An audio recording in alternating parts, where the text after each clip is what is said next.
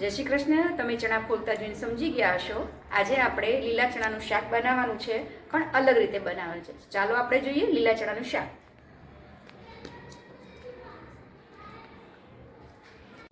લીલા ચણાનું શાક બનાવવા માટે લીલા ચણા, લીલું લસણ, આદુ મરચાં, ટામેટાં અને રૂટિંગ મસાલા. પહેલાં આપણે લીલા ચણાને ક્રશ કરી લઈશું.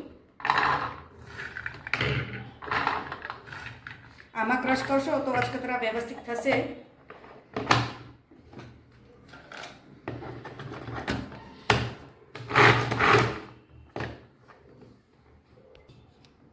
આવા આપણે અચકતરા એને કટ કરી લેવાના છે. આવા ક્રશ થવા જોઈએ. આવા અચકતરા આપણે કટ કરી લઈશું, પછી તેનો વઘાર કરીશું. તેલ મૂકીને એમાં થોડું જીરું તતડે એટલે હિંગ નાખીશું. હિંગ નાખ્યા પછી લીલું લસણ નાખીશું. લીલું લસણ થઈ જાય પછી આદુ મરચાંની પેસ્ટ એડ કરી દઈશું. આદુ મરચાંની પેસ્ટને થોડી સંતળાવા દઈશું. થોડી સંતળાય પછી ટામેટા એડ કરી દઈશું.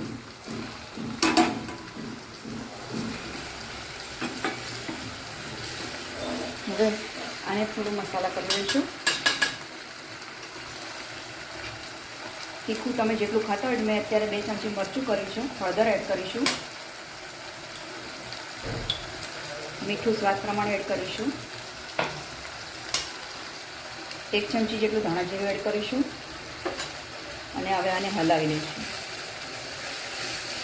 હવે આ મસાલો થોડી વાર સાંતળવા દઈશું 5 મિનિટ, એટલે ટામેટાં થોડા ગળી જાય. હવે આ જોઈશું આપણે. જો ટામેટાં સરસ સંતળાઈ ગયા છે.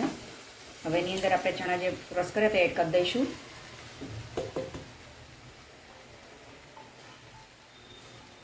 અને હલાવી આ સબ્જીને 20 મિનિટ સુધી ધીમા તાપે થવા દઈશું.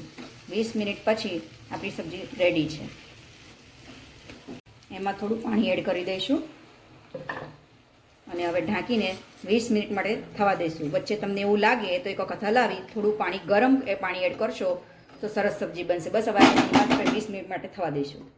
હવે આપણી આ સબ્જી થઈ ગઈ છે, જોઈ શકો છો. આ સબ્જી નીચે ચોટે ના તેના માટે મેં તવી મૂકી છે, તો ધીમા તાપે થવા દેવું. બસ હવે આ સબ્જી આપણી રેડી છે. હવે એને સર્વિંગ કરીશું. તો તૈયાર છે આપણું લીલા ચણાની સબ્જી. તેને મેં રોટલી, ડુંગળી અને આથેલા મરચાં સાથે સર્વ કર્યું છે. તમે બનાવશો તો તમે બી સારો ટેસ્ટ મળશે.